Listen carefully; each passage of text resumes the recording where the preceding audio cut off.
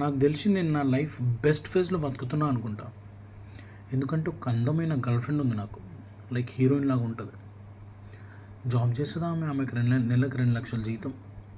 నాకు ఇది అనే లోపే నాకు అది తెచ్చిపెడుతుంది. మేము డేట్స్కి పోయినా రెస్టారెంట్స్కి పోయినా బిల్ ఆమెనే కడుతుంది, అస్సలు కట్టనియదు. ఎంత మంచిదంటే నా ఫ్యామిలీ అంటే నాకంటే ఎక్కువ రెస్పెక్ట్ ఆమెకి. నన్నే పెళ్ళి చేసుకుంటాను లొల్లి పెడుతుంది. వాళ్ళ ఇంట్లో మాట్లాడింది, వాళ్ళ నాన్ననేమో నీకేం కావాలో చెప్పరా, నువ్వు నా కూతుర్ని పెళ్లి చేసుకొని నా ఎంబడి పడుతుండు.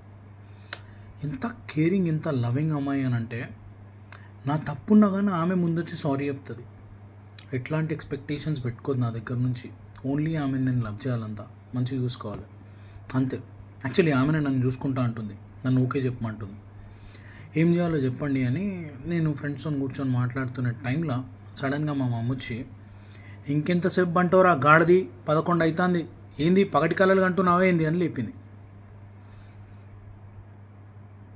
కళ వచ్చింది.